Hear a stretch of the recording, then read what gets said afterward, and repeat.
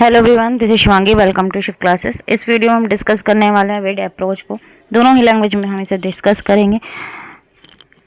चलिए स्टार्ट करते हैं। तो विड अप्रोच क्या है? फुल फॉर्म है इसकी वुमेन इन डेवलपमेंट। तो आपको ध्यान रखना है कि वुमेन इन डेवलपमेंट लिखा है क्वेश्चन में, ये WID लिखा है, तो इसलिए कंफ्यूज मत होना। दोनों चीज़ को ध्यान रखना है दिमाग के अंदर।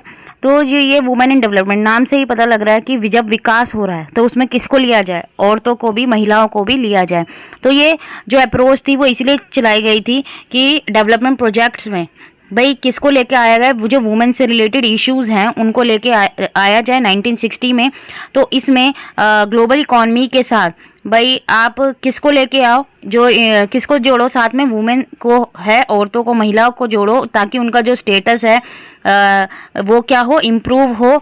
किस में भाई उनको असिस्ट किया जाए टोटल डेवलपमेंट में। तो पहले भाई क्या था, महिलाओं की स्थिति सिर्फ कहाँ थी, घर तक सीमित थी।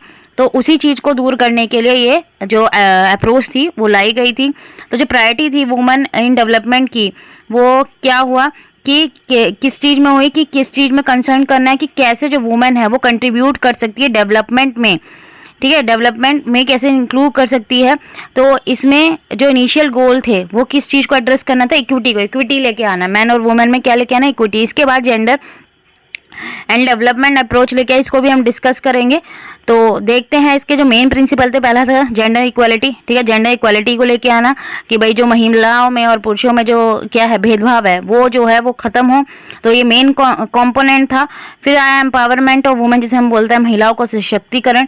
तो भाई अब इसमें कैसे कि भाई वुमेन को क्या करना है, एम्पावर, सशक्त बनाना, कि उनका एक्टिव पार्टिसिपेशन हो डेवलपमेंट के जो भी एस्पेक्ट हैं भाई, जो भी भाई उसका सब चीज़ में किसका योगदान भी हो, महिलाओं का भी योगदान हो। अब वो चाहे डिसीजन मेकिंग प्रोसेस है, अब भाई हम कोई भी सामाजिक या राजनीतिक या आर्थिक जो भी कोई भी काम कर रहे हैं, ठीक है, जिसमें भी अगर लिमिट थी, उनके लिए बैरियर्स बने हुए, तो उस लिमिट को वहाँ से हटाना। फिर आया रिकॉग्निशन ऑफ वुमेन्स राइट। भाई क्या करना है, जो महिलाओं के लिए अधिकार है उसको मान्यता देना। भाई उनको भी पढ़ने का, रोजगार का, सब चीज़ का क्या है, उनको भी अधिकार है, सिर्फ पुरुषों को ही नहीं है, उनको भी अधिकार है। फिर इंटीग्रेशन ऑफ जेंडर पर्सपेक्टिव, जिसे हम बोलते हैं लैंगिक परिप्रेक्ष्य का एकीकरण। तो इसके अंदर इंटीग्रेट किया गया जेंडर पर्सपेक्टिव को डेवलपमेंट पॉलिसीज और प्रोग्राम में, कि भाई मैन और वुमेन दोनों की प्रायोरिटीज़ और नीड्स को देखा जाएगा। सिर्फ ये नहीं कि मैन के बारे में ही देखा जाएगा, पुरुषों के बारे में ही देखा जाएगा, महिलाओं के बारे में भी देखा जाएगा। Capacity building for women. तो इसमें क्या होगा कि किस तरीके से कैपेसिटी जो है बिल्ड हो सकती है वुमेन की, भाई उनको एजुकेट करना, उनको ट्रेन करना, जो भी उनको अदर फॉर्म में जो भी सपोर्ट चाहिए वो सब इसके अंदर देना। फिर आता है सक्सेस और चैलेंजेस क्या थे वुमेन इन डेवलपमेंट अप्रोच के। तो सक्सेस अगर हम बात करें कि जो जेंडर इनइक्वालिटी को लेकर जो जागरूकता की थी वो क्या हुई, इंक्रीज हुई, कि जो भेदभाव हो रहा है वो क्या हुआ, कि भाई हाँ ये भेदभाव हो रहा है, लोग उसके प्रति जागरूक हुए।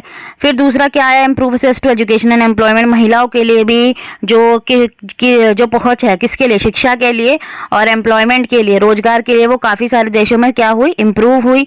फिर आता है डिसीजन मेकिंग में, भाई महिलाओं का भी, चाहे वो लोकल कम्युनिटी की बात करें, नेशनल गवर्नमेंट या इंटरनेशनल ऑर्गेनाइजेशन की बात करें, सभी में जो महिलाओं का जो पार्टिसिपेशन था वो इंक्रीज हुआ। एनहेंस लाइवलीहुड, वो बेहतर आजीविका के लिए, भाई उनका भी अब जो महिला है, ठीक है, डिफरेंट पार्ट्स जो वर्ल्ड के थे उनमें उनके लिए क्या डिफरेंट माइक्रो फाइनेंस प्रोग्राम चलाए गए, भाई उनको एंटरप्रेन्योरशिप सपोर्ट दिया गया ताकि वो अपने पैरों पर खड़ी हो सके, अपनी आजीविका खुद कमा सके। अब किसी चीज़ के फायदे होते हैं तो नुकसान भी होते हैं, भाई चैलेंजेस भी आते हैं सामने। तो पहला चैलेंज जो आया है परिवर्तन का प्रतिरोध। अब कोई भी चीज़ परिवर्तन होता है तो उसके खिलाफ जो है लोग खड़े होते हैं, तो पहला ये आया था। दूसरा है लिमिटेड रिसोर्सेज थे, भाई पूरा करने के लिए जो गोल्स थे उनको, जो भाई इनिशिएटिव लिए गए थे उनको पूरा करने के लिए जो रिसोर्स थे वो लिमिटेड थे।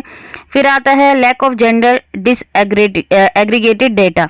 तो जो हमारे पास जो डेटा था भाई महिलाओं के साथ या हम बोलें कि लड़कियों के साथ कहाँ भेदभाव हो रहा है, उससे रिलेटेड जो भी डेटा था वो क्या था, एक्यूरेट नहीं था, ठीक है, और बढ़ा भी नहीं था इतना। तो ये डिफ़िकल्ट करना कि जो इम्पैक्ट है विड अप्रोच का वो सही हो रहा है, अच्छे से हो रहा है नहीं है, क्योंकि जो इम्प्रूवमेंट थी कि भाई जो भी आइडेंटिफाई एरिया में उसको ज़रूरत थी कि भाई कहाँ कहाँ के एरिया में जो है ज़रूरत है इम्प्रूवमेंट की, महिलाओं के लिए, लड़कियों के लिए लिमिटेड इंस्टीट्यूशनल सपोर्ट। जो भी अगर हम बात करें गवर्नमेंट इंटरनेशनल ऑर्गेनाइजेशन, तो जितने भी इंस्टीट्यूशनल जो सपोर्ट थे वो क्या थे, वो लिमिटेड थे। तो ये इसके सामने चैलेंजेस आए। तो अब हमने विड अप्रोच पढ़ लिया, नेक्स्ट वीडियो में गैड अप्रोच पढ़ेंगे। ठीक है, आई होप आपको क्लियर हो गया होगा। अगर वीडियो अच्छी लगी हो तो like it, share it and subscribe my channel. Thank you.